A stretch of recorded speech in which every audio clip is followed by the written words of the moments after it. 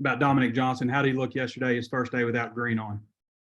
I thought he looked good, Trey. I still think it's up in the air whether we'll play him or not this week, but I think he certainly has improved over the last week and a half. Obviously, we have today to look at him as well. We'll just have to see how he feels, and he looked to me like he's ready to go, but we'll have to kind of see how he feels about it before we decide. I think we still have 2 pretty good days that he can build some confidence and see if he's ready to play or not. To be honest with you, right now, it's kind of up to him. Mm-hmm. And I noticed in the spring, you'd started Corey Johnson out at cornerback, and then you moved him over to middle safety. And I remember you saying we felt like we just needed some more guys who knew how to play middle safety. How beneficial was that time? How much work did he get, first of all, at middle safety in the spring, and how beneficial has that been carrying over to now? Well, I'm going to guess here, but I think it's a pretty educated guess. I think he had about half the spring at safety, and then we moved him over to corner. Again, I think COVID taught us a lot about interchanging defensive backs, offensive linemen, things of that nature to be prepared if you had some injuries. And so certainly we're pleased that we did that. We know he's a good player. So we're looking forward to, if he's the guy back there, then we're looking forward to seeing him play. I think he'll play well. Thanks, Coach. Coach? Yeah, Coach, on the teleconference today, I think you said something like, from week 1 to week 2, you put a lot of emphasis on maybe improving your team. I'm curious if there's any maybe points of emphasis this week that you're really focusing on, yourselves, and how do you feel like y'all have progressed in those areas? Well, I think it's a little bit of pre-snap, right motions, right reads, right communication. I'm talking about on both sides of the ball, not necessarily the motion, but reading keys, communication off of that, trying to win the game on what we know mentally, trying to see the game played before the snap of the ball on both sides of the ball, straining, finishing blocks better, being better tacklers. Go back and we can learn some things from fundamentals, throw and catch the ball better, things of that nature. And we don't have a problem of playing hard or playing physical. Didn't have many lows at all in the game. It's just you just want to be a little bit crisper, and I think you'll try to get that each and every week. But once you actually see yourself in that particular season on tape, I think you can learn a lot from that, both as a coaching staff and players. And I think that, after the game, it felt like it didn't feel like we had lost the game, but it certainly didn't feel like a top 25 win. And I think that's where you want your program. But at the same time, you'd like to celebrate wins as well. I had a good talk with them about that after the game.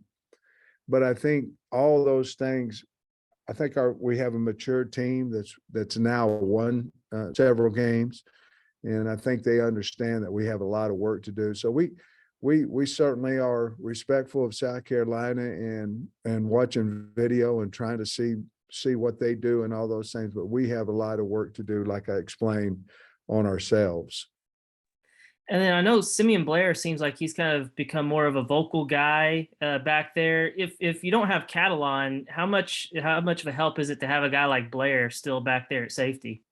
Well, I think it's huge. He's played a lot of games, and he, to be honest with you, he was kind of the vocal guy of the safeties. Cat certainly was vocal as well, but he's embraced that role. We need him to be that guy.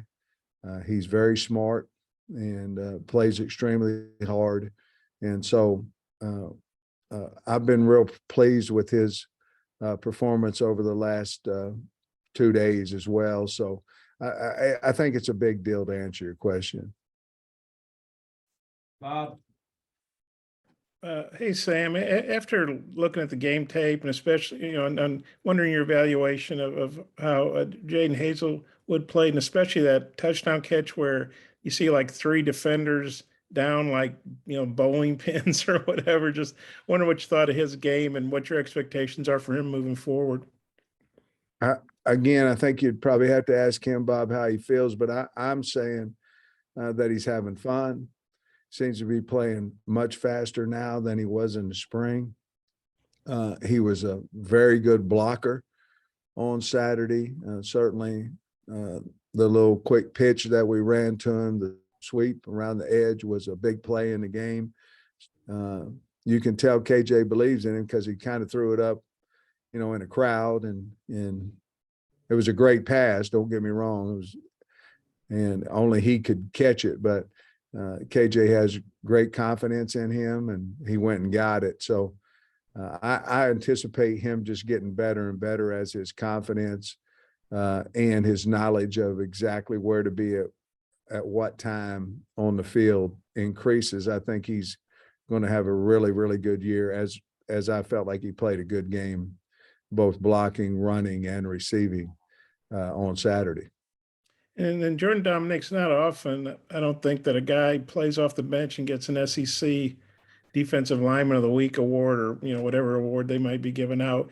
How cool do you think that was? And do you see him maybe getting more snaps as things go forward? I don't know where his snaps. I would assume that he'll increase some. We feel very good about our four defensive ends that are playing on a regular basis. But I don't know if he'll increase his reps or not. It should go up a little bit, but it is really cool that, I showed in a team meeting where he was on the group of four that we weren't really happy with the effort on the play. And from that day on, he's changed the way that he practiced. And it wasn't like it was a week. It might've been day 2 into fall camp. And I go, hey, we can't do this. We can't win this way. And he started that day. He started practicing extremely hard, and he's gotten a lot better from it. And I'm really, really pleased he's on the team, and really pleased he had some success on Saturday. Well, what'd you think about him getting that SEC award? His first game ever for you guys. Yeah, I mean, isn't that cool? That's neat, for him, and I'm sure that will give him added confidence as well. Thanks. Scotty. Sam, I wanted to ask you about Terry Hampton. He flashed for you a couple of times last weekend. Where do you think he's developed maybe the most since he got to you guys? To be honest with you, I think it's just his leg is healed.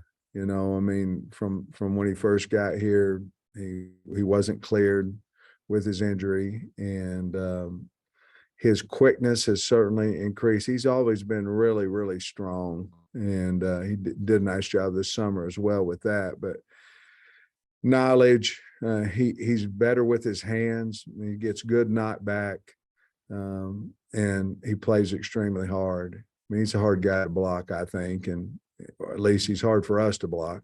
And looked like he certainly made some plays against Cincinnati. And I think he was a great get out of the transfer portal, and wonderful kid as well. And he's one of our top interior guys. He's as good as any of them that we have up there. And my second thing was, I think Pooh played the most snaps at your linebacker spot beyond your starters. What inspired y'all's confidence in him to maybe put him out there as that first guy beyond your starters? Yeah. He's been here longer. So we've seen him more, able to get a little more trust in him because we've seen him more. But I really like him. I think he's going to be a really good linebacker. And I thought 17, we might want to play him a little bit more than that plays. But as it goes on through the season, we're going to need him more and more, and we'll be able to do that. But just the fact that we've seen him do it in practice, he can really run. He's in better shape. He wasn't in great shape when he got here, so he's in better shape now. And I just trust him, trust his reads, he had a problem with that when he was learning the defense, and now he's seemed to be very knowledgeable with what we're asking him to do, and he's always been talented to do it. It's just, had a little bit of learning curve there, like all young kids do. Tom? Hey, Sam, if I saw the stats right, you guys were 8 of 16 on third down conversions, both on offense and defense. I wonder what you thought of your conversion rate, and Cincinnati's were in spurts. Their first possession, and their first possession of the third quarter. What'd you think of those? Well, we have to be better than that on defense and offense. 50% offensively is not that bad, depending on the down, the distance, but we certainly made some key third downs, and a lot of them were catches, that the receiver Trey had a really nice one. Warren Thompson had a really nice one. And of course, KJ, had some nice runs in there. I thought the offensive staff did a good job with their short yardage type game plan. We've got to be better on defense, getting off the field. But you're right, it was spurty, and even to the fact that I think they had 3 first downs in the first drive, and they converted them, before Nudie was able to pick the pass. So we certainly are aware of that. We're working on it. We'd like to be certainly lower than that, much lower than that, and a little higher. If you're in the 60s, you're clicking along really good on offense, and so we're striving to clean up the details of why we didn't make the first down, and that's really what we've been doing this entire week, of details of. And we do have good players, and we just got to clean the details up to be more successful. We asked Shane Beamer about this on the SEC teleconference today. There's parallels between Arkansas and South Carolina came into the league the same year. They have relatively new coaches, both of them seemingly on the rise. I mean, you kind of maybe see some parallels and coaches who are really passionate about the schools they're coaching at too. Do you see those kind of comparisons? I do. When Shane got the job over there, I called him and obviously congratulated him, and it was a big deal for him. He was again, like I was. He was emotional when he went into the stadium. I remember watching that video of him, and it just meant something to him. I do think there's something to be said for that. You don't have to have the love like I do for Arkansas to have success here. I get that, but you go back to Kirby, and he played at Georgia, and so he's passionate about it, and I'm sure every coach that's coaching out there is passionate about their place. It's just easier when you're myself or Kirby or Shane, where they've been there and they understand how good the place can be, not necessarily what they inherited, but how good it can be. And instead of, laying around and woe is me, and I don't have a roster, I don't have this, I don't have that. Most of those coaches just go to work because they know what they can have if they go to work. And I think Shane's a lot like that as well, hopefully, as I am. And I know Kirby is as well, because I worked with him over there, and I know his love for the University of Georgia as well. So I think it's a big deal, and certainly is for me. Quick question about Jaheim Bell. Their number 0. He's listed as a tight end. He had 7 or 8 carries the other day. Yeah. What do you think about that whole scheme, the way they utilize personnel? Yeah, it's crazy. I mean, he plays everything. He takes tosses out of the backfield. I mean, obviously they've got a lot of trust in him, first of all, and he's earned that because of his athletic ability. He makes it a little bit of a nightmare because you don't know where he's going to line up, and really that puts you in a what personnel are they in type situation too, because they're using him at 3 different positions basically. And but we're going to have to know where he is and be physical whenever he gets the ball, because he's a hard guy to bring down. Mason. Yeah, Coach Beamer had talked about when he was at Georgia, the recruiting process of Drew Sanders. I don't know do you remember any of that, and maybe seeing him at camp when you were at Georgia there? I wish I did. I'd lie to you if I said I remember any of that. I don't. I would, as an offensive line coach, a lot of times I was in my own world recruiting, just offensive linemen. But I know that Glenn Schumann thought he was a great player. I do know that, and we wanted him at Georgia. Just unfortunately for us, when I was at Georgia, he went to Alabama. But I know that there was a lot of talk about him. And then I know after the game, you talked about how you kind of liked what you saw from AJ Green and Rashad Dubinion. I mean, with Domineck maybe coming back, just what does that, carry situation look like in Quinn Rocket as well? Well, I think it'll obviously, there's only so many plays you have out there. So it's going to affect all three of those guys because we believe in Domineck and I thought he was, if not our top running back, one of our top two last year. And he certainly was one of our top two. I can promise you that. And we're waiting to get him back. And I think it'll, those guys have certainly improved with AJ and R-Dub. But there's so many carries you can give away, and certainly we're going to give the carries to Domineck when he gets back. It's just how many I don't know. And probably a lot of it dictates how the game's going when he's in there. Right. Yeah, Coach. Takias Crawford's on the participation board, but I don't know if he got any reps on offensive line. Is that something that you want to maybe in the future work him in, or I know it was a close game, so it might have been hard to get him in. Well, again, we have those meetings in the morning or at night. This week it'll be Friday night late because it's an early game. I don't want to have the staff meeting in the morning, but in that meeting we had said we were going to play him. I wanted to play him. Coach Kennedy wanted to play him. And then the game was so tight and we, at times we struggled and things of that nature. And we just didn't get him in. Now I know Coach Kennedy called him and talked to him because I believe he's a really, really good player. We'd like to get him in certainly against South Carolina because we believe in him.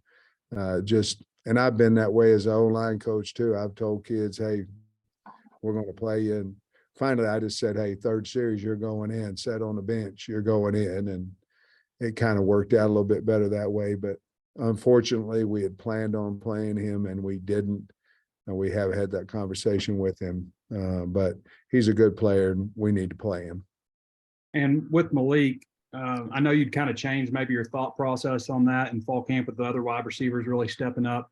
With the packages that we saw, is that about the number of reps we can expect in the future? Or is that something you've maybe changed game to game? Well, I think I'd like to amp it up just a little bit, maybe another 2 or 3, not drastic, Trey, but maybe another 2 or 3 plays, something new each week, kind of put something new out of that package. But I really like our wideouts where they're at right now. I do. I like Landers and Warren and certainly Haselwood, and I like Keytron Jackson. Even with him, as good a player as he is, he didn't get the reps that we were hoping to get. But there's just not enough room to go around. Not enough plays right now, and so we have to be very conscious of that as well. And certainly at the quarterback spot, Fortin is playing really well. And so it allows us to do that a little bit more. But you have a problem of, do you want to take Matt Landers or Haselwood or Warren Thompson off the field, And so if we did that, it'd be maybe 2 or 3 more plays a game, Trey, not a tremendous amount. Thanks, Coach. Wrap us up, Bob. Hey, Sam, it's not often you can bring a defensive back off the bench. You started, I think, 11 games the year before for the team that won the national championship. You were able to do that with Barini, and he may be playing a bigger role now. How do you think he played, and just how do you think he's fitting in, since I guess he didn't go through spring ball? He didn't get here until summer. Well, I think if you asked Barini, he'd say, hey, I got to get better. Again, he's still trying to get all the defense in, in his mind and make sure that he's right, and so he can play fast. He has had a really good week this week. We're in great situation there if Cat or Slush can't play, and we'd be in a good situation with having Brainy. It was a big get for us, and I anticipate if he's the guy that he'll certainly play well. It's a big deal, Bob, because he's had that experience, over it in his career. So he's not going to be a fish out of water out there. I can't remember the lineman's name, but I guess yesterday Shane Beer mentioned the first time he was aware of you were in North Carolina and signed some offensive lineman. I think he would have been at Virginia Tech, and it was like, how did North Carolina get that guy? And I guess that, Oh, no, that was a defensive lineman. I think that's probably why he was. We signed Robert Quinn, who was a 17th pick, great guy and great player at North Carolina, played forever. I don't know if he's still playing or not, but he played up to last year. I don't know if he's still on a roster, but he was a defensive end. And I'll be honest, I don't know how we got him either. I can give you a story if you want it. Yeah, sure. Your stories are always good. Well, we got to work that morning of signing day, 6 a.m. in the morning. And Coach Butch Davis said, "Have you talked to Quinn yet?" I said, "No, Coach, I talked to him last night and he still didn't know what he was going to do." And he said, "Well, call him." I said, "Well, Coach, it's 6 o'clock in the morning." He said, "Call him." And so I texted him and all those kind of things. And then his mother, and I text his mama, and his mother texts back, and she said, "You're going to be excited here in a little bit," and she kind of let the cat out of the bag, and then later on that day, Rob decided he was going to be a Tar Heel, and Rob had told, bless his heart, rest his soul, John Blake, because John Blake was a D-line coach at the time, and Blake had went in there because Alabama was recruiting him hard, and Blake said, "You're going to go to Alabama and their running back coach is recruiting you?" And Quinn looked right at me. He said, "Well, if I go to North Carolina, the whole line coach is recruiting me there." Blake had a huge ego. It crushed him, but anyway, we were fortunate enough to get Rob, and I think Shane was at South Carolina at the time, maybe. And Robert was from South Carolina. So I think that was the deal. Is that something you guys talked about when you were at Georgia together? Like, man, how'd you get that guy from us or anything? Or No. At that time, we were just we weren't very good. We went 7-5 that first year at Georgia, and we was just trying to hold on. We ended up winning the bowl and finished 8-5. And no, we were all just trying to save our jobs, but I really enjoyed Shane when I was there at Georgia with him. Thanks, Sam. That's a good story. All right, guys. Have a wonderful day. We'll see you Saturday, I guess.